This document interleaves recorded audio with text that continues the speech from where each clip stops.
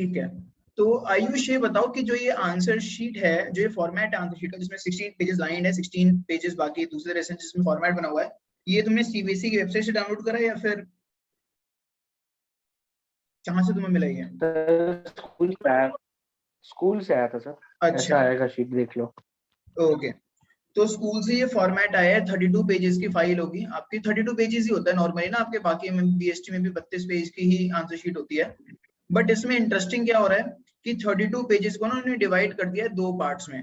तो आप पहले देखिए, आपका नॉर्मल चीज है, जो आपके पेजेस होते हैं ये हॉरिजॉन्टल होते हैं, थोड़े से इस तरह से होते हैं, नोटबुक की शेप में नहीं होते हैं, हॉरिजॉन्टल पेजेस होते हैं, जो कि नॉर्मल है। ठीक है, अकाउंट्स के ऊपर ठीक लगता है ना, लेंथ अकाउंट्स अच्छे से बन जाते हैं इसमें, लेजर अकाउंट्स।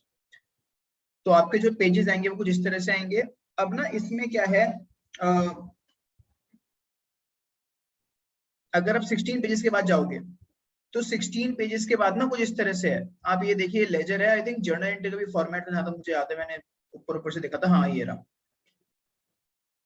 तो आप क्या कर सकते हो ना, इसमें ऑप्शन नंबर 1 क्या है कि आप मतलब ये मैंडेट तो नहीं करेंगे कि आपको इसी फॉर्मेट में करना है, ऐसा कुछ मैंडेटरी तो नहीं होगा क्योंकि इंस्ट्रक्शंस तो कुछ है नहीं इसके। ठीक है, तो आप क्या कर सकते हो, या तो आप नॉर्मल लाइन वाले में कर लो, बट उससे बेटर क्या होगा, अगर कोई क्वेश्चन आता है जिसमें सिर्फ जर्नल एंट्री है तो वो आप यहाँ पे कर सकते हो। एट द एंड आपका टाइम भी बच जाएगा। क्या जाता है, तो जैसे आपका क्वेश्चन आता है, कई चैप्टर से क्वेश्चन है जहां पे आपको बनाना ही सिर्फ जर्नल एंट्री होती है, कुछ और करना ही नहीं है। जैसे डिवेंचर का क्वेश्चन होता है ना, उसमें सिर्फ जर्नल एंट्री करनी होती है। डिसोल्यूशन का क्वेश्चन होता है, उसमें सिर्फ जर्नल एंट्री करनी होती है। ये वाले जो क्वेश्चन है, ये तो चैप्टर से क्वेश्चन होते हैं, उनको आप यहीं पे कर सकते हो। आप यहाँ पे क्वेश्चन नंबर डालो, क्वेश्चन नंबर लेटेस्ट से आपका है 12, और यहाँ पे आप 4-5 जन एंट्री कर दो, आपका टाइम सेव हो जाएगा। वो फॉर्मेट के बनाना पड़ेगा, ये फॉर्मेट ठीक ठाक अच्छा सुंदर फॉर्मेट बना हुआ है और आपका काम हो जाएगा। तो आप ऐसे करके ना जर्नल एंट्रीज के फॉर्मेट को चाहो तो यूज कर सकते हो, और आई थिंक यूज करने में कोई प्रॉब्लम की बात भी नहीं है, क्योंकि अच्छा फॉर्मेट है ना यार, कोई प्रॉब्लम की बात नहीं है, लाइन स्ट्रेट सब कुछ बढ़िया है। ठीक है, और आप पेजेस बीच में स्किप हो रहे हैं तो वो कोई प्रॉब्लम की बात नहीं, क्योंकि वो जो टीचर होगा वो आके आपके अकाउंट्स को चेक करेगा सारे पेजेस को। तो ऐसा नहीं है कि हमारा 12 पेज तक खत्म हो गया तो फिर हम सीधा 16 पेज में 17 पेज पे आ जाएंगे, कोई प्रॉब्लम नहीं है, कोई प्रॉब्लम नहीं है। तो आप जहाँ पे सिर्फ जर्नल रिक्वायर्ड है, सिर्फ जर्नल रिक्वायर्ड है, वो आई थिंक यहाँ पे करना प्रेफरेबल होगा। उसी तरह से अगर कोई क्वेश्चन आता है, यहाँ पे जर्नल के काफी सारे पेजेस हैं, उसी तरह से अगर कोई क्वेश्चन आता है जहां पे सिर्फ लेजर अकाउंट बनाना है, जहां पे सिर्फ और सिर्फ लेजर अकाउंट बनाना है, वो आप यहाँ पे कर सकते हो। इसका एग्जांपल क्या होता है, डिसोल्यूशन। डिसोल्यूशन एक ऐसा चैप्टर है जहां पे सिर्फ और सिर्फ लेजर अकाउंट बनाना होता है। जब बड़े क्वेश्चन आते हैं ना, 3 अकाउंट बनाने होते हैं, रियलाइजेशन, पार्टनर्स, कैपिटल, तो आप यहाँ पे बना सकते हो। और कोई चैप्टर तो मेरे दिमाग में नहीं आता है जहां पे सिर्फ लेजर अकाउंट बनाने हैं, क्योंकि एनपीओ में आपको एंड में बैलेंस शीट बनानी होती है। अगर आपको एनपीओ में सिर्फ इनकम और एक्सपेंडिचर बनाना है तो वो यहाँ पर आ सकता है। अगर आपको सिर्फ इनकम एंड एक्सपेंडिचर बनाना है तो आईई अकाउंट बनाना है बस, तो आप उसको यहाँ पे कर सकते हो। अच्छा फॉर्मेट है तो करने में कोई ऐसी प्रॉब्लम नहीं है। हॉरिजॉन्टल होगा तो काफी स्पेस आपके पास होगा, है ना। अगर आपके पास एनपीओ में आता है इनकम और एक्सपेंडिचर और बैलेंस शीट, तो आई वुड सजेस्ट यार आप 16 पेजेस जो ऊपर है ना उनमें ही करना, क्योंकि फिर बैलेंस शीट का फॉर्मेट यहाँ पे डिफरेंट हो जाता है। पर्टिकुलर्स लिखते हैं, वहाँ पे लायबिलिटीज लिखते हैं, और वो अकाउंट नहीं होता है, और उसमें डेट भी नहीं आती है, तो बैलेंस शीट यहाँ पे बनाना ठीक नहीं रहेगा। सिमिलरली रिटायरमेंट में, डेथ में अगर बैलेंस शीट बनाने को आती है तो वो यहाँ पे करना ठीक नहीं रहेगा। कैश फ्लो स्टेटमेंट आप यहाँ पे नहीं कर सकते हो, कंपैरेटिव कॉमन सेंस आप यहाँ पे नहीं कर सकते हो। तो ये है मेरा ओपिनियन, और मैं आपको सिंपल वर्ड से बताऊं तो क्या है, आप 16 पेजेस में चीजों को करो, स्टार्टिंग वाले पेजेस में। बट अगर कोई क्वेश्चन ऐसा है जहां पे सिर्फ जर्नल चाहिए तो आप इसको यूज करो, प्यारी जगह है। अगर कोई क्वेश्चन सिर्फ ऐसा है जहां पे सिर्फ आपको लेजर बनाना है, सिर्फ लेजर्स बनाना है, कोई बैलेंस शीट नहीं है, कोई जर्नल नहीं है उस क्वेश्चन में, जो कि 2 चैप्टर्स में हो सकता है, या तो डिसोल्यूशन में हो सकता है, वरना एनपीओ में इनकम और एक्सपेंडिचर अकाउंट हो सकता है, और भी कुछ छोटी मोटी चीज आ सकती है। ठीक है, तो वो आप इनमें करो। बाकी जो क्वेश्चंस हैं जैसे कैश फ्लो स्टेटमेंट आपको डेफिनेटली ऊपर करना है, इन लाइन पेजेस पे कैश फ्लो स्टेटमेंट क्वेश्चन, और आपको कंपैरेटिव कॉमन साइज डेफिनेटली ऊपर करना है। और आपको जो नॉर्मल क्वेश्चन होते हैं रिटायरमेंट डेथ का, जहां पे आपको बैलेंस शीट बनानी होती है, वो आपको डेफिनेटली ऊपर करना चाहिए। अगर आपको कुछ और ऑब्जर्वेशन है, कुछ इसमें और डाउट है आंसर शीट को लेकर, तो मुझे बता दो, ये पूछ लो।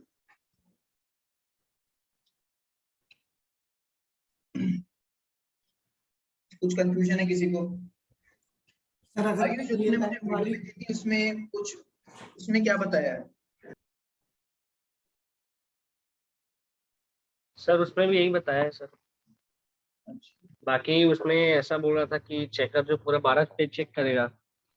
तो मान लीजिए कोई क्वेश्चन है, जैसे थोड़ी देर के लिए बोलता हूँ कि रिवैल्यूएशन अकाउंट का, हाँ तो उसमें आपने को रिवैल्यूएशन भी बनाना है, बैलेंस शीट भी बनाना है, हाँ या उसकी जर्नल एंट्री भी करनी है। तो एक ही क्वेश्चन को अपन 3 पार्ट में स्प्लिट कर सकते हैं। तो जैसे जिसमें लाइन बनी हुई है रूल पेजेस नॉर्मल, वहाँ पे आप अपना बैलेंस शीट बना लीजिए और वहाँ पे नीचे लिख दीजिए कि बैलेंस शीट और रिवैल्यूएशन अकाउंट फॉर्मेटेड पेजेस में। फिर फॉर्मेटेड पेजेस में 12th आंसर डाल के जर्नल और 12th आंसर डाल के लेजर बना सकते हैं। बोल रहा था। मतलब तुम ये कह रहे हो अगर एक क्वेश्चन में हमें एक एंट्री बनानी है, एक लेजर बनाना है, एक बैलेंस शीट बनानी है, तो उसको 3 अलग अलग जगह पे कर सकते हैं। हाँ, बना सकते हैं। तो गाइस तुम देख लो, एक्चुअली मुझे ये चीज पता नहीं ठीक, मुझे ठीक क्यों नहीं लग रही है, क्योंकि 3 अलग अलग पेजेस बनाना एग्जामिनर के लिए भी थोड़ा मुश्किल है, क्योंकि उसको एक क्वेश्चन के लिए 3 पेजेस पलटने पड़ेंगे, बार बार जाना पड़ेगा, तो चेकर है। तुम्हारे लिए भी थोड़ा सा मुश्किल होता है, क्योंकि अगर एक चीज साथ में रहती है थोड़ा सा और कंफर्टेबल रहता है, अगर आप एक आंसर को 3 जगह पे करते हो। तो मतलब मुझे ये चीज ठीक नहीं लग रही है। ठीक है, तो अगर मैं आपकी जगह पे होता तो मैं कोशिश करता कि एक सीक्वेंस आप अपने हिसाब से रखो यार, बट एक क्वेश्चन को ना कोशिश ये करनी चाहिए एक जगह पे रखो ना। क्यों? आई थिंक ये ज्यादा मेरे को प्रूडेंट लग रहा है कि एक क्वेश्चन को अगर आप एक आंसर को आप अटेम्प्ट करते हो तो उसको आप एक जगह पर ही रखो, क्योंकि उससे क्या होता है, चेकर को भी आसानी है और आपको भी आसानी है। आप क्यों पेज इधर उधर करोगे आप? और सेकेंडली, अगर कुछ ऐसा सीबीएसई की नोटिफिकेशन आई है कि आप पेजेस पे लेजर बनाओगे नहीं, जो कि आएगी नहीं नोटिफिकेशन ऐसी, बट अगर ऐसा कुछ सीबीएसई कहता कि आप यहाँ पे बनाओगे नहीं, तो फिर कुछ बात अलग होती। तो देखो मैंने आपको सब चीजें बता दी हैं और आयुष ने बता दिया है वो एक जो भी चीजें हैं। और अगर आपको कुछ और पूछना है किसी को तो पूछो।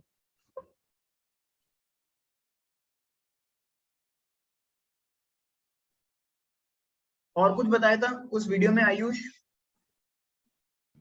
नहीं सर। आई थिंक जिन्होंने वो वीडियो भेजी है उनका टीचर, वो बहुत फेमस टीचर है, उनका नाम आर के मेहता है, क्या है? आर के गुप्ता। सर वो सीए पराग गुप्ता। सीए पराग गुप्ता है वो, बिल्कुल पराग गुप्ता। तो आप भी उनकी वीडियो देख सकते हो अगर किसी को कुछ कंफ्यूजन है तो। और कुछ किसी को कुछ पूछना है इसमें? वेदांत तुम्हारी तैयारी कैसे चल रही है? अच्छी जा रही है काफी। क्या अच्छी जा रही है। अच्छी जा रही है? बाकी पेपर मतलब कैसे हुए तुम्हारे? तो बाकी तो अच्छे हुए। इंग्लिश और बीएससी तो अब बस अकाउंट्स निकल जाए तो फिर इको तो फिर भी इजी है, हो ही जाएगा। चलो जी, तो डाउट्स पूछना स्टार्ट कीजिए। आपको जो भी डाउट्स हैं।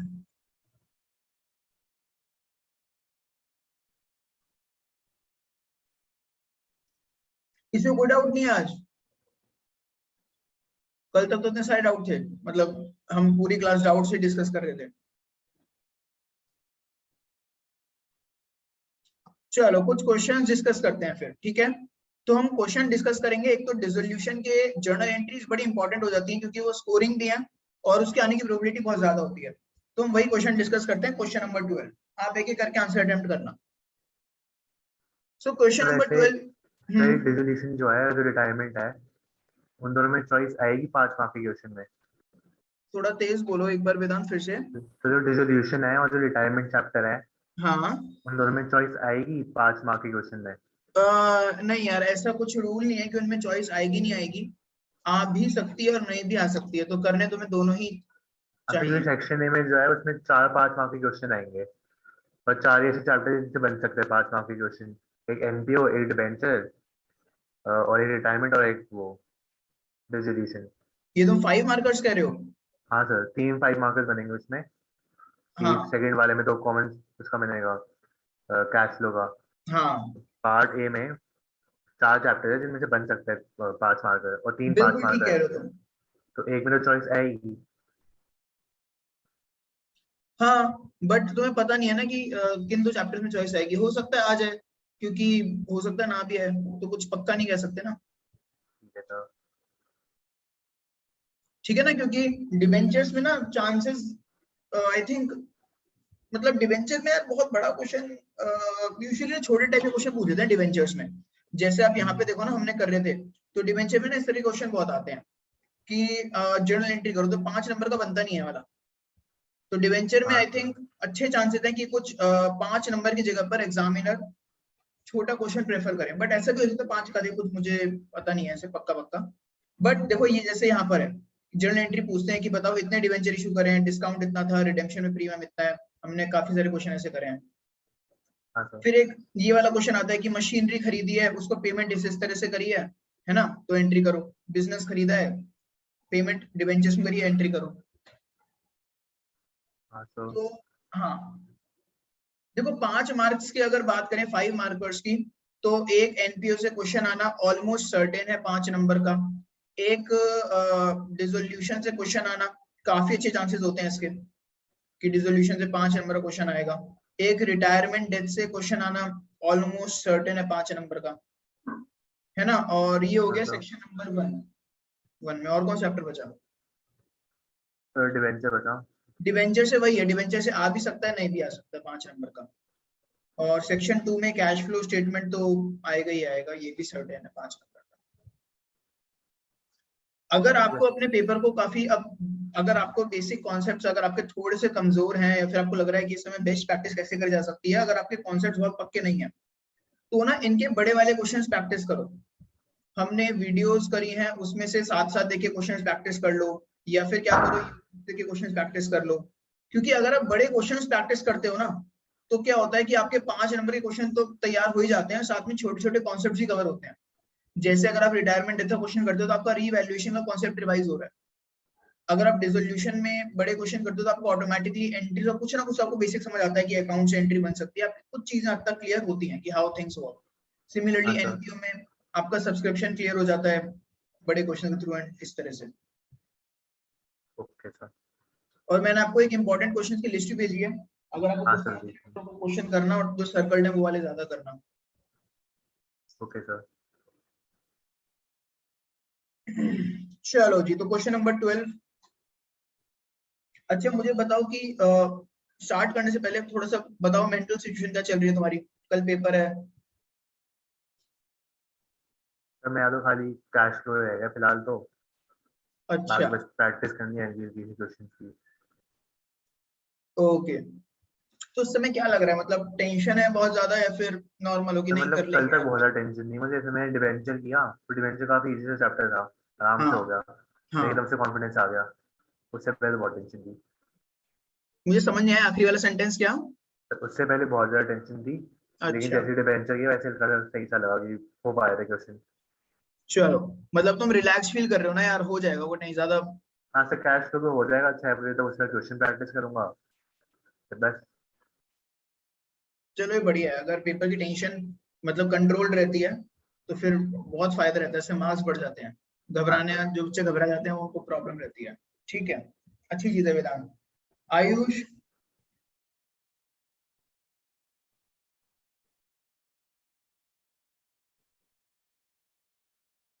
आयुष तुम टेंस्ड हो या फिर नॉर्मल? नहीं सर, कुछ नहीं, हो जाएगा। सर मेरा बढ़िया, डिबेंचर और कैश फ्लो पहले कर लिया था, उसको रिवीजन बस बचा है, और रिटायरमेंट को रिवीजन तो आज रात तक हो जाएगा तीनों। ठीक है। बाकी डिसोल्यूशन एनपीओ वगैरह रिवाइज कर लिया हूँ। शौर्य, नहीं सर, नॉर्मल। ठीक है, तो तो बिल्कुल बस वो टेंशन जो मत लेना। शीट का जो स्ट्रक्चर है उसमें थोड़ी टेंशन कर दी है, कि कंफ्यूज कर दिया है। किसने? हाँ, अरे नहीं, कुछ घबराने वाली बात नहीं है। देखो अगर तुम्हें लगे ना यार मेरे तो बहुत टेंशन हो रही है या फिर बेकार है ये, गोली मारो लेजर्स को, सीधा 16 पेज में करना, अकाउंट्स को इग्नोर करो और फिर एक और शीट ले लेना।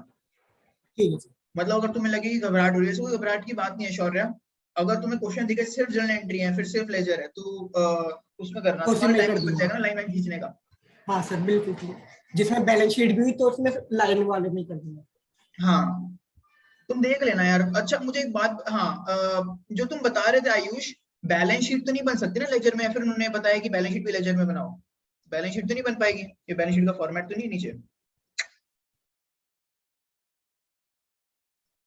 है ना आयुष? बैलेंस शीट तो नहीं बन सकती यहाँ पे आयुष।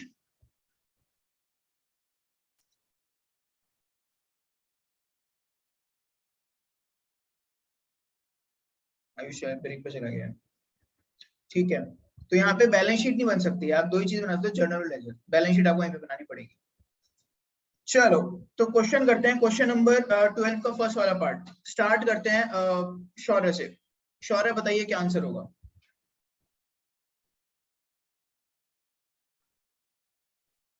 अच्छा क्वेश्चन है ये, एग्जाम में इसी तरह क्वेश्चन आते हैं, ना बहुत मुश्किल है ना बहुत आसान है।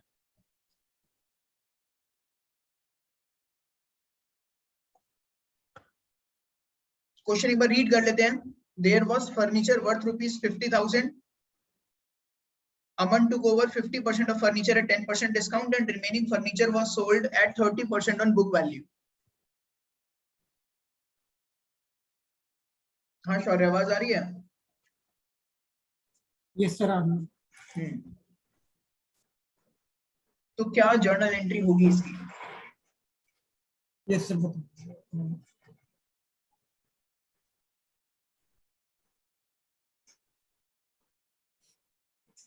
सर सबसे पहले तो अमन ने 50% फर्नीचर ले लिया है 10% के डिस्काउंट पे, ठीक है, तो 50% इसका हो जाएगा 25,000। ठीक है, तो इसकी एंट्री जाएगी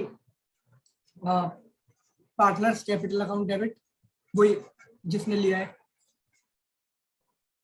अमन कैपिटल अकाउंट, ओके। हाँ, to realisation account, to cash account. नहीं नहीं, तुम टू रियलाइजेशन आएगा नहीं आएगा? सर आएगा, आएगा टू रियलाइजेशन। आएगा टू रियलाइजेशन। अमाउंट कितना होगा?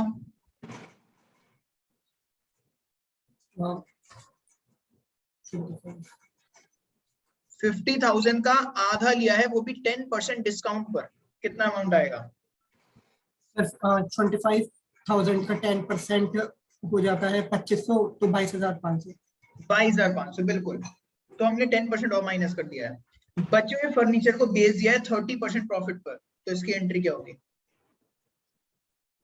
सर इसकी जाएगी एंट्री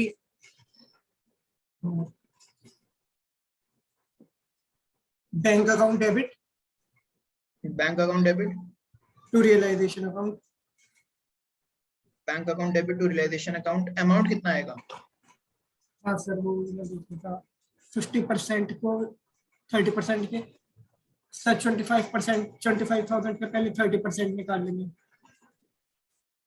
जो कि आता है 7,500। हाँ सर, 25,000 में 7,500 ऐड कर देंगे, यस सर। 32,500 है ना। हाँ और हम इनकी कंबाइंड एंट्री भी कर सकते हैं, कर सकते हैं ना। यस सर, कर सकते हैं।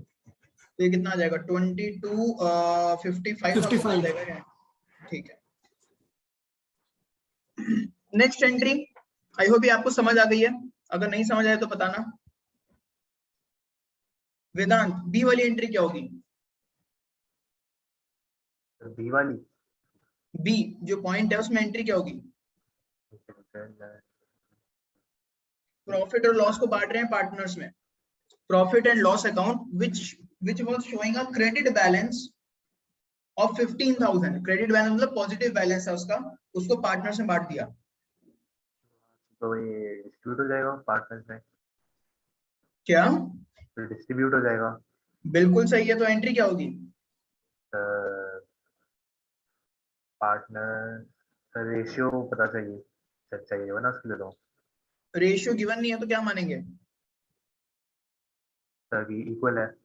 बिल्कुल इक्वल रेशियो है। हाँ सर, तो profit and loss account debit to partner. तो पहले क्या नाम है, Aman account, Aman capital account, Harsh capital account, और 7,500 ठीक है। नेक्स्ट आयुष। आयुष सी वाले केस में, ये बहुत अच्छा केस है।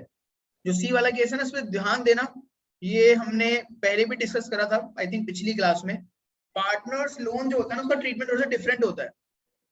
तो partners loan was discharge eight इतना, तो पार्टनर लोन है 6,000 का, क्वेश्चन कह रहा है उसको हमने दिए हैं 6,200 रुपए, तो क्या एंट्री होगी? Sir Harsh loan account debit by 6,000. Harsh loan account debit 6,000, okay. Realisation debit to 200. हाँ, realisation debit by 200. Realisation debit 200, sir cash bank credit कर देंगे 6,200 से. टू 6,200 से. To what? टू कैश और bank account. Okay, to cash 6,200। ये answer क्या लगता है तुम्हें शौर्य, ठीक है गलत है? सर ठीक है। ये आंसर बिल्कुल ठीक है। अच्छा आयुष ये बताओ, अगर क्वेश्चन नंबर सी की जगह हम डी लिखें और डी पार्ट में बस एक चेंज कर दें, जहां पे मतलब सी का पार्ट 2 कर देते हैं, तो लिख देते हैं C2, और जहां पे हर्ष लोन है ना, वहां लिख देते हैं बैंक लोन। मतलब पार्टनर लोन की जगह पर हम लिख देते हैं बैंक लोन। तो बताओ फिर C2 का आंसर क्या होगा? अगर पार्टनर का लोन होता है ना, तो उसको हम क्या करते हैं, उसकी हमने ऊपर एंट्री देखी। अगर पार्टनर लोन की जगह पर बैंक लोन होता तो क्या आंसर होता? सर रियलाइजेशन अकाउंट डेबिट हो जाता है पूरा 6,200 से. बिल्कुल, रियलाइजेशन टू कैश हो जाता 6,200 से। इसका रीजन क्या है? इसका रीजन ये, नॉर्मली क्या होता है ना, डिसोल्यूशन चैप्टर में जब जर्नल एंट्री करते हैं, तो फंडा ये है कि जो भी अमाउंट की लायबिलिटी है, वो अमाउंट इंपॉर्टेंट नहीं है, जितना पे कर रहे हैं वो इंपॉर्टेंट है। तो हम 6,000 की लायबिलिटी को 6,200 पे कर रहे हैं, तो 6,200 इंपॉर्टेंट है, हमने 6,200 से एंट्री करी है सेकंड वाले केस में। और हर केस में ऐसे ही करते हैं, एसेट और लायबिलिटी का जो अमाउंट है वो इंपॉर्टेंट नहीं होता, उसे उसके लिए दे कितना रहे हैं, उसके लिए ले कितना रहे हैं, वो इंपॉर्टेंट होता है। इसका एक एक्सेप्शन है पार्टनर्स लोन। पार्टनर्स लोन में जो उसका बैलेंस होता है वो भी इंपॉर्टेंट होता है, क्योंकि पार्टनर्स लोन ना रियलाइजेशन अकाउंट में नहीं जाता है। तो इसलिए हमने पार्टनर्स लोन में कैसे करा, पहले हमने पार्टनर्स लोन को खत्म करा 6,000 से, पे करा है 6,200, मैंने 62,000 लिख दिया गलती से, 6,200 पे करा है, और बचा हुआ जो भी बैलेंस फिगर है वो जाएगा रियलाइजेशन में। अगर हमने पार्टनर लोन को 5,000 रुपए दिया होता तो रियलाइजेशन क्रेडिट होता, मतलब जो भी बैलेंस फिगर होती है वो रियलाइजेशन में जाती है पार्टनर्स लोन में। इस तरह से समझ लीजिए आप। डी वाला केस शौर्य,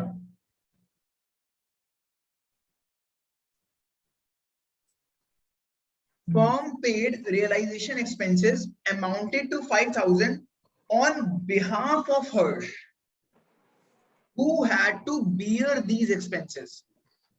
फर्म ने 5,000 रुपए का पैसा दिया है हर्ष के बिहाफ पर, जिसको ये खर्चे बियर करने थे। Sir Harsh capital account debit to bank account to cash account, वही 5,000। Harsh capital to bank. Vedant क्या लगता है तुम्हें, ठीक आंसर है ये? सर सी पार्ट का, डी वाले पार्ट का जो कर रहे हैं वो ठीक आंसर दिया है शौर्य ने।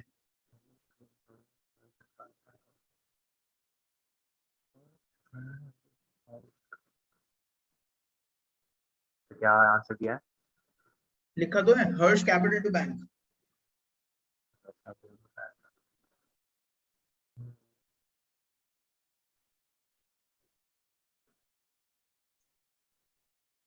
नहीं सर, या फिर तुम्हें पता नहीं चल रहा कि ठीक आंसर है गलत आंसर है? फिर ठीक तो नहीं है, लेकिन मैं सही आंसर भी नहीं मालूम। ठीक आंसर दिया? नहीं सर, सही नहीं है, लेकिन मुझे पता नहीं कि सही है कि, मतलब आंसर मुझे पता कि सही नहीं है, लेकिन मुझे सही आंसर नहीं पता। अरे मुझे तुम्हें बस ये ये पता पता है है कि गलत ये आंसर सही है। आंसर नहीं है, बट तुम्हें ये हाँ नहीं पता कि होना क्या चाहिए। हाँ सर। तो फिर ये बताओ इसमें क्या गलती है? सर लग नहीं रहा सर सही सा देखने में। देखने में फील नहीं आ रही। हाँ सर। एक तो थोड़ा सा हाँ मतलब होता ना, मतलब आइडिया से लग जाता है, इंट्यूशन कहती है कि यार ये हाँ सही सर, है, हाँ सर वही। है ना। हाँ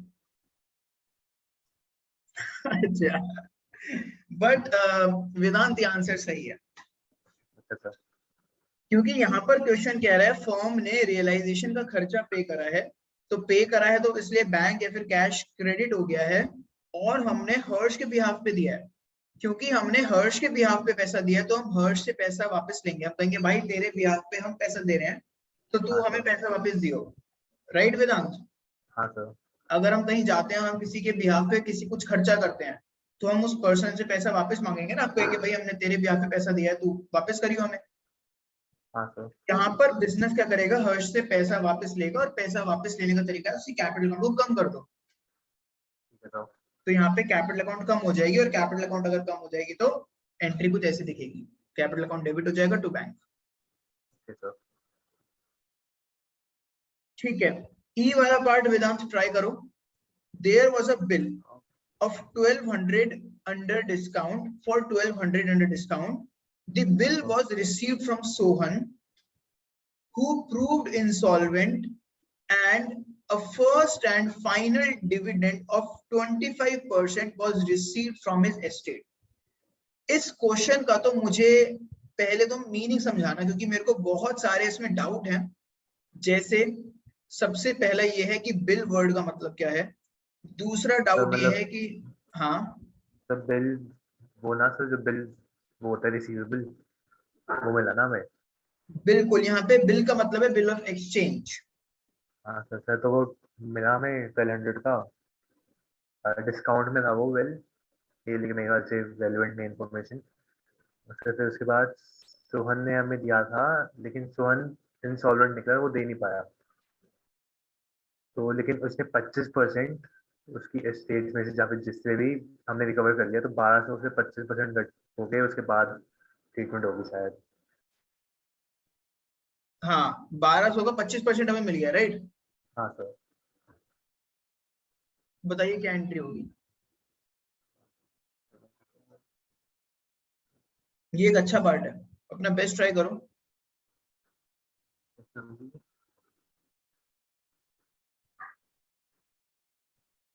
हमें 25% मिला है ना, तो हाँ सर। तो पहले ये बताओ 25% मिला है तो तुम्हें एक चीज तो क्लियर है कि बैंक अकाउंट में कितना डेबिट होगा। हाँ सर, बैंक अकाउंट में होगा 300। कितना?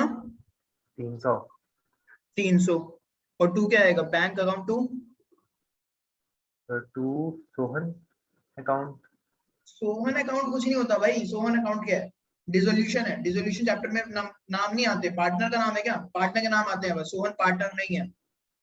सर तो डिसोल्यूशन में एक ही तो अकाउंट है, सबसे फेमस अकाउंट है, हर जगह पे वही दिखता है। क्रेडिट है। क्या? सर बिल पेबल अरे अकाउंट, आर से स्टार्ट होता है। Sir revaluation account, realisation account. Realisation account. But अभी सोचना ये है कि ये एंट्री ठीक है कि इसमें कुछ हमने चीजों को मिस करा है। हाँ तो आयुष क्या लगता है तुम्हें, ये आंसर ठीक है? यस सर सही है। शौर्य तुम्हें क्या लगता है? यस सर सही है। तो देखो इसमें ना अब एक सवाल ये आता है कि हमने 1200 की ज्यादा इज्जत क्यों नहीं करी एंट्री में, मतलब 1200 क्यों नहीं लिखा। वेदांत तुम बताना चाहोगे इसका आंसर कि हमने 1200 की एंट्री क्यों नहीं करी, उसका 25% की ही एंट्री क्यों करी?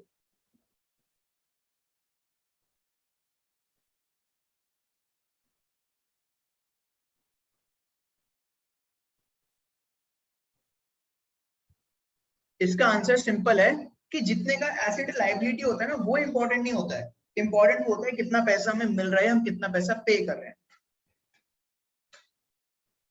चलिए next, Shaurya. Creditors to whom firm owed 6,000 accepted stock of 5,000 and discount of 5% and balance in cash। बहुत ही अच्छा क्वेश्चन है, a very good question। इसकी कैलकुलेशन काफी इंपॉर्टेंट है।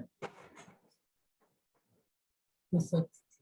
सर ये कहते हैं क्रेडिटर था जिससे फर्म ने 6,000 रुपए लिए थे, उसने एक्सेप्ट कर लिया स्टॉक को 5,000 में 5% के डिस्काउंट में। हाँ तो इसका 5% होगा 250 रुपए। 5,000 का 5% तुम बता रहे हो 250 रुपए। हाँ सर। स्टॉक सर में अभी 5% निकाल दिया, ठीक है। 1000 जो बैलेंस, एक तो 1000 और ये 250 प्लस कर देंगे, तो वो से क्या, तो इसकी तो एंट्री होगी स्टॉक और क्रेडिटर्स की, तो सिंपल एंट्री रहेगी इसमें तो हमारी, रियलाइजेशन टू बैंक अकाउंट 1250। बिल्कुल, एक मुश्किल क्वेश्चन को मतलब एक अच्छे क्वेश्चन को बहुत आसानी से बता दिया शौर्य ने, और अब मेरे को ऐसा फील हो रहा है कि मुझे बोलना नहीं चाहिए था कि मुश्किल क्वेश्चन है, अच्छा क्वेश्चन है। आंसर बिल्कुल ठीक है, बट ये एक्चुअली ना काफी बेहतरीन क्वेश्चन है, मैं बताता हूँ क्यों। ठीक है, तो सबसे पहले इसमें काफी कुछ सीखने को मिलता है।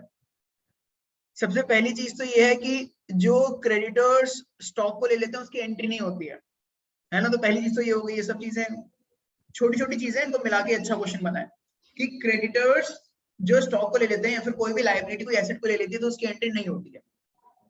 तो इसलिए हमने जो क्रेडिटर्स ने स्टॉक को लिया उसकी एंट्री नहीं करी है, बट स्टॉक को उन्होंने लिया 5% के डिस्काउंट पर। तो उन्होंने 5,000 के स्टॉक को लिया 4750 पर, क्योंकि 250 माइनस कर दिया तो 4750 आ गया। अब जो बचा हुआ अमाउंट है वो माइनस करके आएगा 6,000 माइनस 4750, जो कि आ रहा है 1250। उसको हमने नॉर्मली पे कर दिया है, तो उसकी एंट्री हो गई रियलाइजेशन टू बैंक। बहुत बढ़िया। Last part, Ayush ji, loss and dissolution की एंट्री क्या होती है?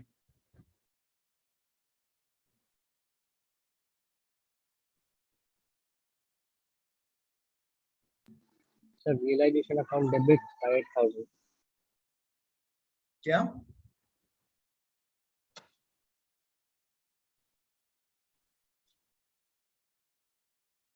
जी वाले पार्ट कहां से बताना है? Sir partners capital account debit और टू रियलाइजेशन अकाउंट। अमन हर्स टू रियलाइजेशन, बहुत आसान है ये, इक्वली बांट देंगे तो इसमें कोई पंगा नहीं है। ये वाली एंट्री आसान थी। तो ये हो गया 8,000 का आधा, 4,000, 4,000 और 8,000। चलिए इसी तरह से कुछ छोटी छोटी चीजों को और डिस्कस करेंगे। वाला हमने क्वेश्चन करा, ये वाला क्वेश्चन ना अच्छा था, काफी बहुत प्यारा क्वेश्चन था। ये वाला क्वेश्चन आएगा, इसमें कितने 7 पार्ट हैं, तो ये 7 नंबर का आना चाहिए था वैसे टेक्निकली। तो कितने नंबर का दे रखा है इन्होंने? ये 5 का ही दे रखा होगा, 5 के होते हैं वाले क्वेश्चन को।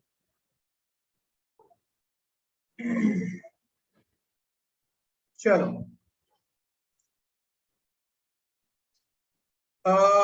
अब मैं कुछ और आपसे जनरल क्वेश्चन पूछूंगा। मेरे सेक्शन बी को कुछ पूछने का मन है, तो सेक्शन बी में देखते हैं। वेदांत बताओ 13 क्वेश्चन का आंसर रीड करो और फिर इसका आंसर बताओ क्या होगा। तो कौन सा वाला? 13।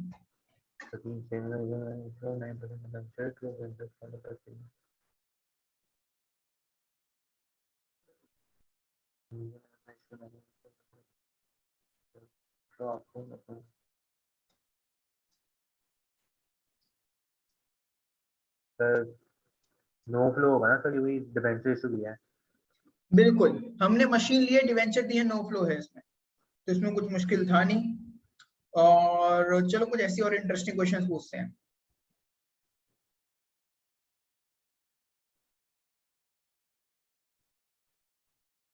कोई ऐसा कोई टॉपिक है जो आप करना चाहते हो, मैं वो क्वेश्चन करा दूंगा।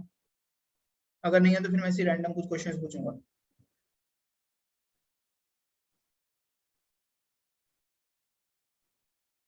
चलो ठीक है, अगर कोई क्वेश्चन नहीं है ना तो ऐसा करो, यहाँ पे डिपॉजिट्स पर इंटरेस्ट कितना आएगा ये बताओ, और वो इंटरेस्ट का ट्रीटमेंट क्या होगा। ये बहुत आता है। ठीक है, ये देखो डिपॉजिट्स है ना, लॉन्ग टर्म बोरोइंग्स, इस पे इंटरेस्ट का जो रेट गिवन है हमें वो है 10%। और कुछ एडिशनल इंफॉर्मेशन गिवन नहीं है, बस इतना ही है जो भी है। तो तुम्हें बताना है कि इसमें इंटरेस्ट का अमाउंट कितना आएगा। दो चीजें हैं, एक है 50,000, एक है 75,000। तो इंटरेस्ट किस पे आएगा और ये कौन सी एक्टिविटी में जाएगा? शौर्य बताओ। सर 10% पब्लिक डिपॉजिट्स पे इंटरेस्ट जाएगा 5,000। इंटरेस्ट जाएगा 50,000 का 10% 5,000। हाँ सर। ओके, इसके दो मतलब दो नहीं है, जितने भी होंगे कहाँ कहाँ इसकी एडजस्टमेंट होती है कैश फ्लो स्टेटमेंट में? सर एक तो ऑपरेटिंग एक्टिविटी में प्लस होता है। ये CFOA में प्लस होगा। ओके, हाँ, और ये CFFA में माइनस होगा। CFFA में माइनस होगा। तो देखो ये CFOA में प्लस होगा, CFFA में माइनस होगा, ये तो लॉजिकल है क्योंकि हम बहुत बार कर चुके हैं इस चीज को। इंटरेस्ट का ट्रीटमेंट क्या होता है, ऑपरेटिंग में प्लस होता है, नॉन ऑपरेटिंग एक्सपेंस है, इंटरेस्ट दे रहे हैं तो फाइनेंसिंग में माइनस होगा। बट डाउट मेरे को यहाँ पे कंफ्यूजन ये हो रही है कि ये तुमने 50 का 10% क्यों करा है, 75,000 का क्यों नहीं? Yes sir.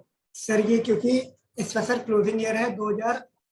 सर एक बार इसका क्लोजिंग ईयर तो प्रीवियस ईयर पे ही लेते ना, क्योंकि ये तो लास्ट साल की उस टाइम पे बोरिंग थी, स्टार्टिंग वाले में ही लेते हैं। स्टार्टिंग वाले पे लेते हैं? हाँ सर। मतलब ये रूल है या फिर कुछ लॉजिक भी है? नहीं सर, ये लॉजिक ही है वैसे देखा जाए तो। क्या है लॉजिक? मतलब 50 स्टार्टिंग पे क्यों ले रहे हैं? क्योंकि हम जो इंटरेस्ट निकाल रहे हैं वो तो इस साल का निकाल रहे हैं ना। हाँ सर। सर यानी ये लोन हमने वही 1 अप्रैल 2021 को लिया था। लोन हमने 1 अप्रैल 2021 के 20 20 से 21 है, तो 21 है ना। हाँ सर। सर इसका वो बैलेंस शीट के वो ऊपर कौन सी डेट लिखी हुई थी? यही डेट होगी ना जो नोट्स में है। हाँ। 1 अप्रैल 2021 को हमारे पास लोन था 50,000 रुपए का और एंड में हमारे पास लोन था 75,000 रुपए का। बस ये क्वेश्चन में गिवन है। तो तुमने पूरे साल भर तो हमारे पास 50,000 का लोन रहा ना, इसलिए पूरे साल का लोन हमें 50,000 का था। हाँ ठीक है, मैं थोड़ा सा और एक्सप्लेन कर दूं, तुम्हारा आंसर ठीक है। देखो यहाँ पर ना शौर्य, हमने अज्यूम करा है, ये माना है, हमने ये माना है क्योंकि क्वेश्चन में गिवन नहीं है। हमने क्या माना है? That loan was taken at the end. हमने ये माना है और इसको आपको लिख भी देना चाहिए अगर आप चाहो तो एग्जाम में। हम ये मान रहे हैं कि हमने लोन लिया है साल के एंड में। तो यहां पर हमने 25,000 रुपए का लोन लिया है। क्लियरली 50,000 से 75,000 हो गए तो 25,000 का लोन लिया है और 25,000 का लोन हमने लिया है साल के आखिरी दिन पर, ऐसा हम मान रहे हैं। तो पूरे साल भर जो हमारे पास लोन का अमाउंट था वो 50,000 रुपए ही था क्योंकि हमने लोन तो आखिरी डेट पे लिया है, इसीलिए जो हम इंटरेस्ट निकालेंगे वो हम 50,000 पर निकाल रहे हैं। अगला तुरंत क्वेश्चन दिमाग में आता है कि सर क्या हम ऐसा अज्यूम कर सकते हैं कि loan was taken at the beginning? The answer is yes, आप ऐसा अज्यूम कर सकते हो, बट आप ऐसा अज्यूम करना मत, क्योंकि टीएस सवाल में यही अज्यूम करा जाता है कि loan was taken at the end. आप यही अज्यूम करना कि लोन को एंड में लिया है, बट बिगिनिंग में भी अज्यूम करने में कोई गलती नहीं है क्योंकि अज्यूम ही तो कर रहे हैं, क्वेश्चन में गिवन नहीं, आप बीच में भी अज्यूम कर सकते हो, बट आप इसको क्या करना, at the and he assume करना। अगला सवाल ये आता है कि सर अगर बाय चांस क्वेश्चन कह देता कि loan was taken at the beginning तो क्या होता? अगर क्वेश्चन कहता loan was taken at the beginning तो हम मानते कि लोन को हमने स्टार्टिंग में लिया है, तो हमारे पास जो इंटरेस्ट आता वो 75,000 पर आता, क्योंकि हमारे पास स्टार्टिंग में लोन है 50,000 का, तुरंत ही हमने लोन ले लिया 25,000 का और, तो पूरे साल भर जो लोन का अमाउंट है वो है 75,000 रुपीज। तो 75,000 का 10% निकालते तो हमारा इंटरेस्ट आ जाता 7,500। फिर ट्रीटमेंट उसका वही होता, CFOA में ऐड होता और CFFA में माइनस होता। क्या ये वाला पार्ट समझ आया है या फिर नहीं आया, इंटरेस्ट वाला पार्ट? सर हाँ सर ये पार्ट तो क्लियर है। एक हाँ। ऐसे ही एनपीओ में आता है रिसीटिंग पेमेंट पे बाय 6% इंटरेस्ट करके पेमेंट साइड पे बाय क्या आता है? 6% इंटरेस्ट 6% इन्वेस्टमेंट हाँ सॉरी परचेज। हाँ हाँ तो सर वहां पे भी डेट नहीं दिया रहता कि इन्वेस्टमेंट कब लिए, तो अपन हाँ। क्या कर सकते हैं इसमें? क्रेडिट माननी चाहिए यार, अपना तो उनको खुद ही मान सकते हो। यूजुअली में से क्वेश्चन में मेरे को लगता है कि ज्यादातर डायरेक्टली इनडायरेक्टली कुछ ना कुछ मेंशन होता है, कुछ ना ऐसा गिवन होता है नीचे पे कि इंटरेस्ट इतना अक्रू हो गया, 6 महीने का अक्रू हो गया, कुछ ऐसा हो गया। अगर कुछ गिवन नहीं है तो वहां पे स्टार्टिंग डेट मानना बेस्ट रहता है। अब पूछोगे सर ऐसा भेदभाव क्यों, मतलब ये तो गलत बात है ना। देखो वहां पे ना क्वेश्चन इंटरेस्ट तुम्हें दे रहा है, परसेंटेज दे रहा है, तो उस परसेंटेज की इज्जत कर लो कुछ। अगर तुम उसको एंड डेट में मानोगे तो परसेंटेज की इज्जत ही नहीं होगी कुछ। समझ रहे हो ना ये क्या कहना चाह रहा हूँ मैं। हाँ सर। क्वेश्चन तुम्हें कह रहा है कि हमने 10% इन्वेस्टमेंट लिया, तुम क्या मानोगे कि हमने इन्वेस्टमेंट खरीदी है साल के एंड में, इंटरेस्ट का कॉन्सेप्ट खत्म, आंसर तब भी मैच होगा। बट वो चीज ठीक नहीं है, वो चीज कम प्रेफरेबल है। क्वेश्चन इंटरेस्ट दे रहा है तो उससे कहो ठीक है इंटरेस्ट की हम इज्जत करते हैं, अज्यूम इट कि इन्वेस्टमेंट हमने खरीदी है स्टार्टिंग में और इंटरेस्ट उस पर नॉर्मल लगाओ। फिर 50,000 का लेटेस्ट से इन्वेस्टमेंट है, 10% इंटरेस्ट है, तो 50,000 का 10% 5,000 रुपए इंटरेस्ट उस पर ड्यू करो। वहाँ पे ये सर एक टिप करके लिख देंगे कि क्या assume that, हम वहाँ पे एक नोट्स बना देंगे, नोट कर देंगे कि हमने शुरू पे एज्यूम किया है। बिल्कुल, ये बहुत समझदारी की बात तुमने कही है। जहां पे भी आपको ऐसी असम्पशन लगे आपको हमेशा नोट लिख देना चाहिए। अगर अगर आपको लगता है ना लिखने की जरूरत भी नहीं है तो वो भी लिख दो, क्योंकि क्या होता है कि सेफ साइड आ जाती है। अब पता तो हमें कुछ है नहीं, हो सकता है कि कुछ चांसेस ऐसे होते हैं सीबीएसई में कि मतलब आंसर शीट में जो उनकी मेन चेकर्स, जो उनको चेकर्स को आंसर शीट मिलती है एग्जामिनर्स को, उसमें वो दोनों चीजें देते हैं, क्योंकि ना वो बच्चे को ऐसे गलत नहीं कर सकते। तो वो बताते हैं कि अगर किसी ने एंड माना तो ये वाला आंसर आएगा, उसको भी पूरे नंबर देना। अगर किसी ने बिगिनिंग मानो तो ये वाला भी, तो ये आंसर आएगा, उसको पूरे नंबर देना। और अगर किसी ने ड्यूरिंग द ईयर माना हो, बीच में माना हो, तो भी आप उसे ये वाले आंसर आएगा तो उसे पूरे नंबर देना ऐसे। हाँ, तो अगर आप लिख दोगे तो वो बहुत अच्छे से क्लैरिटी मिल जाएगी टीचर को, एग्जामिनर को। चलिए इसी तरह से अब एक चीज और करते हैं, आई होप ये चीज आपको क्लियर हो गई है। मैं इसको इरेज कर देता हूँ। इन्वेस्टमेंट का भी बताइए कि किस तरह से आप इसको ट्रीट करोगे। इन्वेस्टमेंट आपको मैं इन्वेस्टमेंट के रिगार्डिंग जो इन्फॉर्मेशन गिवन है वो शो कर देता हूँ।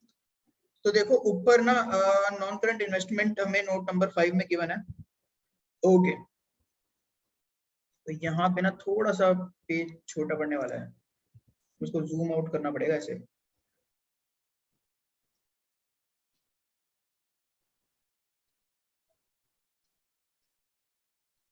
ठीक है, अब ये देखो मैं हाईलाइट कर रहा हूँ, उनको देखना ध्यान से। अगर आपको लगे स्क्रीन छोटी है, थोड़ा सा जूम आउट करना अपने फोन से। ये ऑब्जर्व करना, नॉन करंट इन्वेस्टमेंट का ये अमाउंट गिवन है हमें 25,000 40,000। फिर हमें ये इन्फॉर्मेशन गिवन है और नीचे हमें ये इन्फॉर्मेशन गिवन है। ये तीनों इन्फॉर्मेशन इन्वेस्टमेंट की रिगार्डिंग है, बस इन्हीं को देखना और इनको देख के बताओ इंटरेस्ट का अमाउंट कितना आएगा और कहाँ कहाँ जाएगा।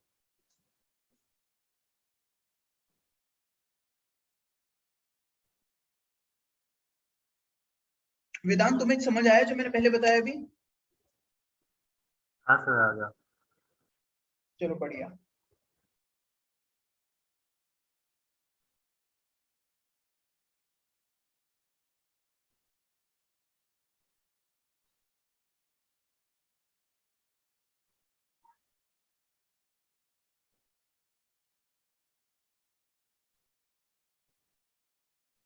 जैसे भी हमने करा है बिल्कुल उसी तरह से ही है।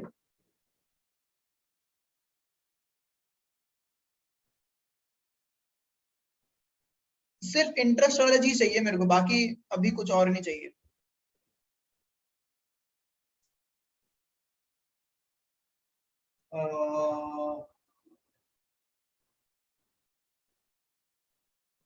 आएगा इसमें और 40 25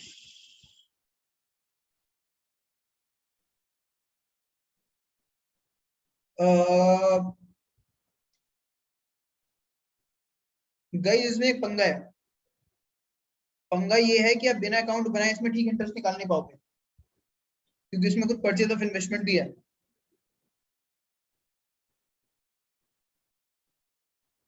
ना। यस सर, अकाउंट तो बनेगा क्योंकि इसके रिगार्डिंग भी एडिशनल इंफॉर्मेशन दे रखी है। नहीं वो बात तो बिल्कुल ठीक है, बट इवन इंटरेस्ट के लिए भी अकाउंट की रिक्वायरमेंट है। सिर्फ इंटरेस्ट के लिए मैं सोच रहा था इंटरेस्ट बिना अकाउंट के हो जाएगा, बट नहीं होगा। करो, ये बहुत प्यारा क्वेश्चन है वाला। कॉन्सेप्चुअली करोगे आपको बहुत कुछ इसमें समझ आएगा। बनाइए इन्वेस्टमेंट अकाउंट और सब चीजें बताना इन्वेस्टमेंट में क्या क्या चीजें कहाँ कहाँ जाएंगी, सब चीजें।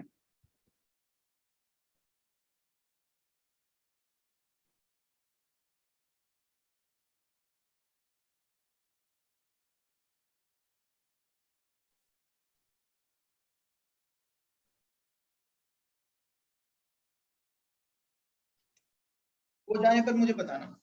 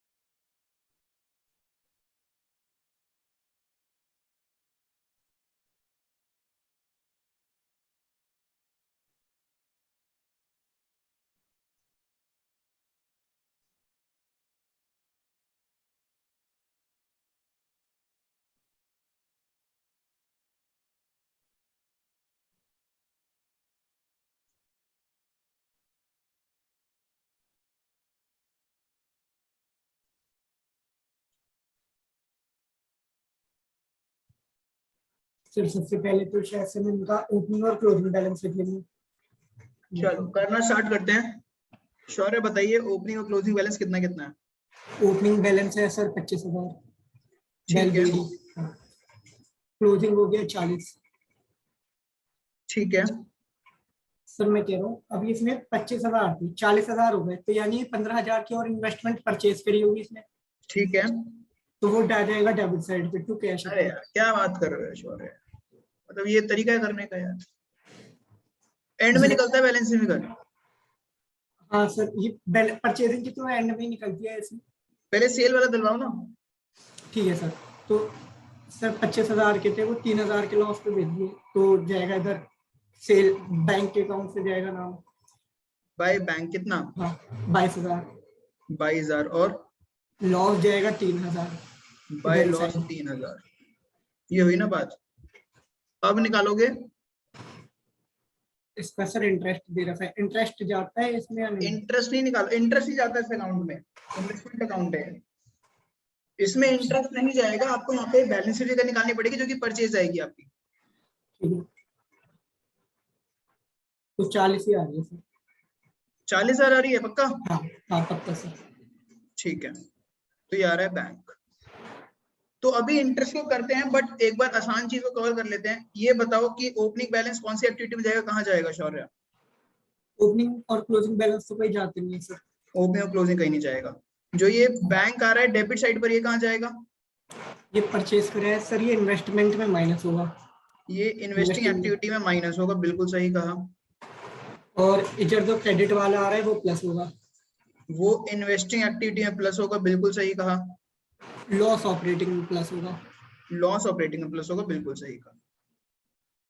तो ये हमने अकाउंट बनाया, इसमें हमने सब चीजें कर ली है, बस हमें इंटरेस्ट निकालना रह गया। अब इंटरेस्ट भी निकालते हैं, इंटरेस्ट को थोड़ा सा नीचे की तरह सॉल्व करते हैं। शौर्य ये बताओ कि इंटरेस्ट जो है वो हम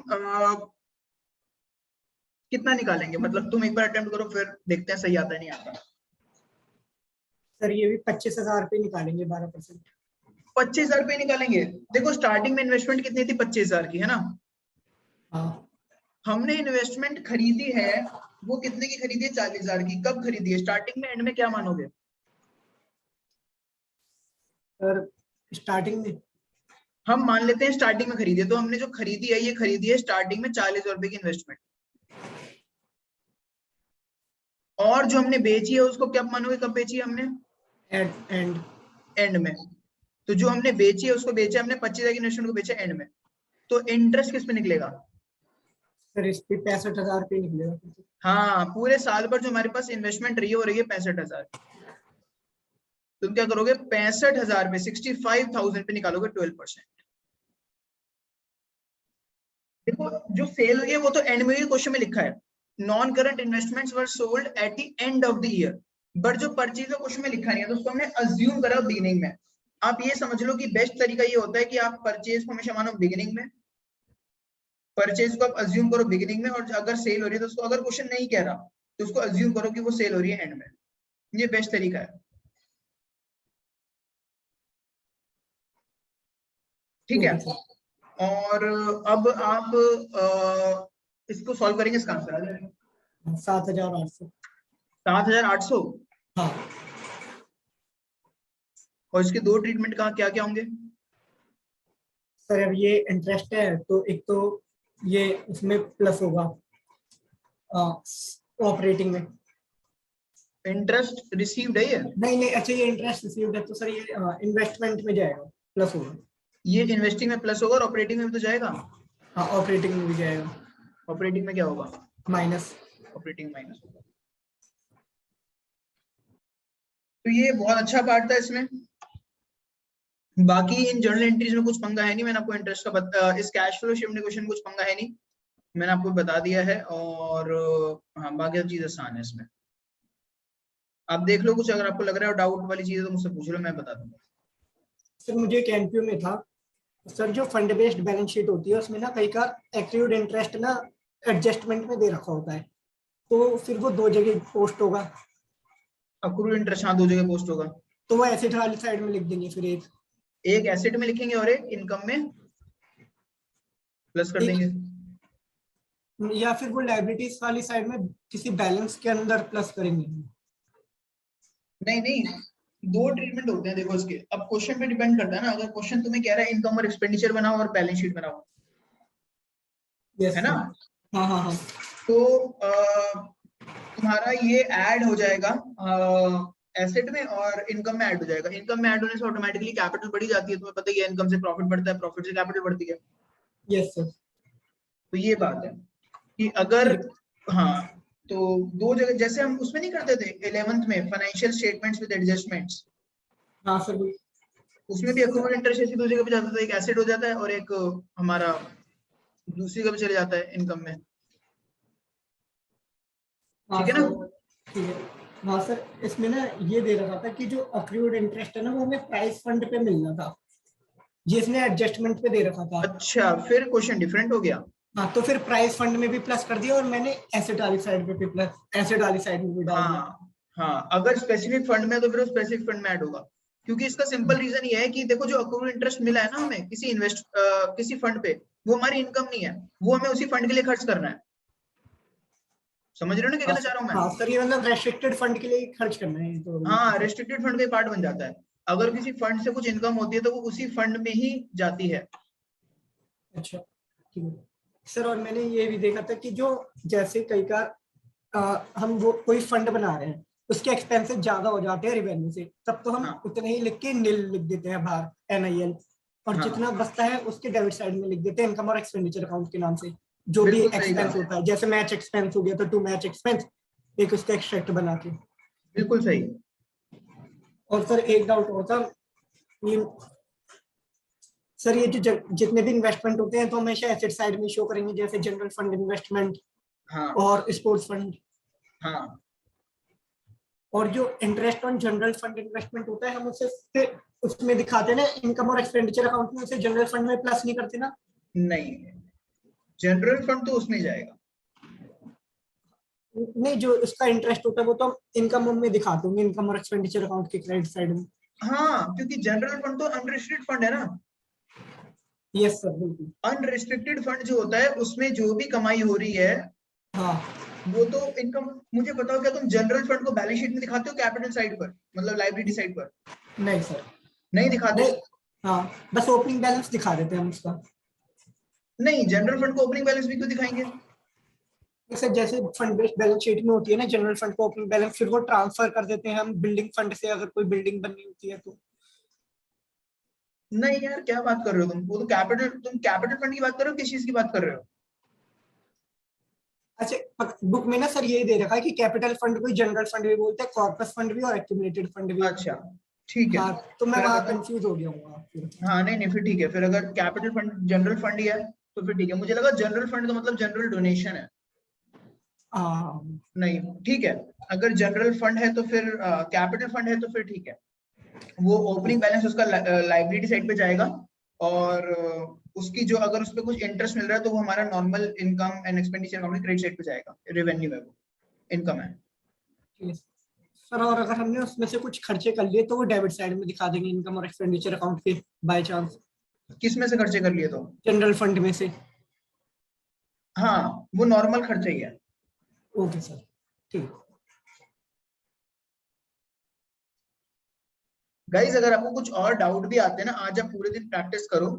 अगर आपको आज रात तक भी डाउट आते हैं ना, तो हम आज रात को भी क्लास कर सकते हैं। संडे है तो मेरे को कोई प्रॉब्लम की बात नहीं है। तो हम ना आज रात को मेरे को एक बार व्हाट्सएप डाल देना। अगर इवन अगर एक भी स्टूडेंट हो तो मैं ग्रुप में डाल दूंगा, और हम 8 बजे शाम को क्लास कर लेंगे, 8 बजे या 9 बजे, अगर आपको कुछ भी डाउट्स आते हैं तो। ठीक है, अब मैं कुछ ज्यादा कुछ चीजें बची नहीं है, तो बस वही आप प्रैक्टिस करते रहो। अगर डाउट्स आते हैं लेट मी नो, मैं क्लास कर लूंगा 8-9 बजे, और फिर हम डाउट्स को और डिस्कस कर लेंगे। चलो ओके जी, सर, तो फिर Thank you. आज हम इतना ही करते हैं। कल के पेपर बहुत अच्छे से देना, पूरा पेपर अटेम्प्ट करना, टाइम को ढंग से मैनेज करना, और हाँ शांत दिमाग से करना, पेपर आसान आने वाला है। ठीक है, okay then guys, thank you sir. Bye bye. Okay sir sir. फिर शाम को भी ट्यूशन होगा? शाम को तो 8 बजे ट्यूशन होगा? मेरे को बता देना है, अगर तुम्हें डाउट्स आते हैं ना, किसी भी डाउट्स है तो मैं व्हाट्सएप पे डाल दूंगा, फिर कर लेंगे। ठीक है सर। ठीक है।